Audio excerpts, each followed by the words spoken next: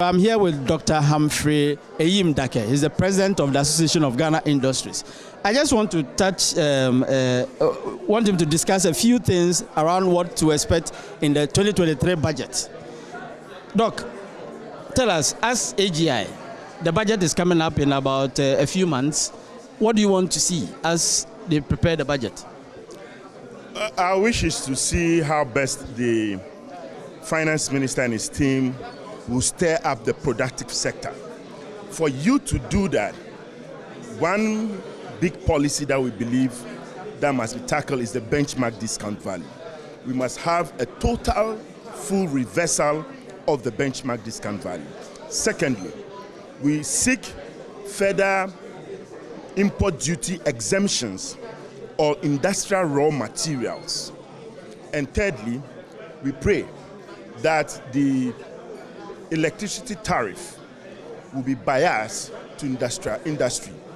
This will reinvigorate the productive sector to aid government reverse the cyclical issue on the exchange rates and on the deficit of government in its books as a start. Now, we are the IMF. Has industry made any input? Yeah, we had an opportunity to meet a team that had developed the first draft of the economic enhancement program. And we did make inputs to the team regarding the house. There are a lot of policy, a lot of intentions were all captured, but we made deliberate inputs on how government policies with good intent must be monitored to the latter through a monitoring mechanism and a feedback method to perfect it. I can give you a clear example like the deregulation of the downstream industry, where the NPA as a regulator is managing the fuels and the cost of fuel, which is also a high driver for the inflationary basket today.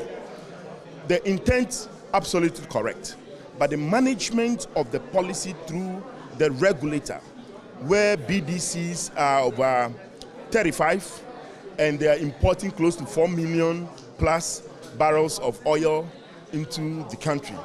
The question is, we need a cursory analysis on the volumes that each BDC is important. Are they enjoying the economic of scale? Where if a BDC carries above 20 million barrels per 20 million tons per every shipment, the FOB price and the freight charges will drop as against a BDC carrying about 5,000 or 10,000 empty. The freight charges and the cost will also be higher. So the economic of scale subject matter must be investigated. It's NPA interested in the impact on the economy or just populating more BDCs and enjoying the internally generated funds to the NPA as a body? Let's look at the bigger picture. Same can go on for other policies, interventions like benchmark discount value. What is the impact assessment over the period? Do you have data to guide you by virtue of research to perfect it and improve the productive sectors? These are part of the engagement we had with the team. And also on the austerity measures, where government has propounded that they seek to cut costs, saving 3 billion and 2 billion there. Our point is that government can save more. So the government appointees, government should be a bit more firm and drive its cost and austerity measures down to aid the rejuvenation of the economy. So basically, from what you said, you want to see some assessment of some of the programs that we have put in place. Yes, there must be impact assessment, the policy interventions that have been rolled out from the Plenty for Food through all other policies. There must be clear monitoring and evaluation process to aid government perfect it. Lovely policies that we can easily state, but implementation has always been a concern. So once you deploy a very good monitoring mechanism, you get good feedback and perfect it. And then the value chain gradually will increase and we can attain the goal of the policy on the larger front. So with the IMF saying we believe the desirable thing from private sector is that in the engagement with IMF, once they get the balance of payment support, other negotiations should be such strategic to aid the agri-value chain development and other sectors that will aid us transform the economy in the long term, such that we will not go back to the IMF in the long term. Structural transformation takes time, but once we engage now and factor it in the IMF negotiation, we can start now. 3 years from now, we'll not go back to IMF. Nice one. Finally, you talked about pension funds, yeah. How we have to channel those pension funds into our economy. Yeah.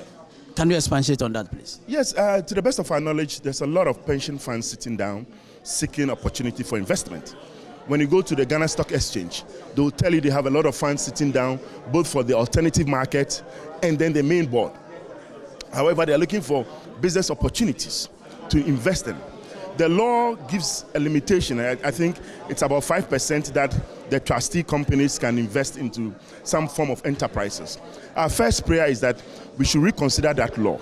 Secondly, the cliche that government is a risk-free enterprise and therefore investors should put in their money in there, today is being tested by the rating agencies. Downgrading can put a country at risk.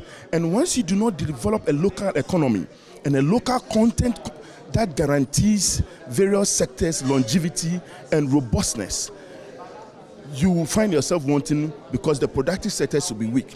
Government should deliberately look at local content in some strategic sectors and then allow the pension funds to go into such sectors and expand, because they are pension funds which are patient funds that will give them time to be competitive and develop the value chain. This is our proposal on the pension funds and the patient funds sitting down in government coffers.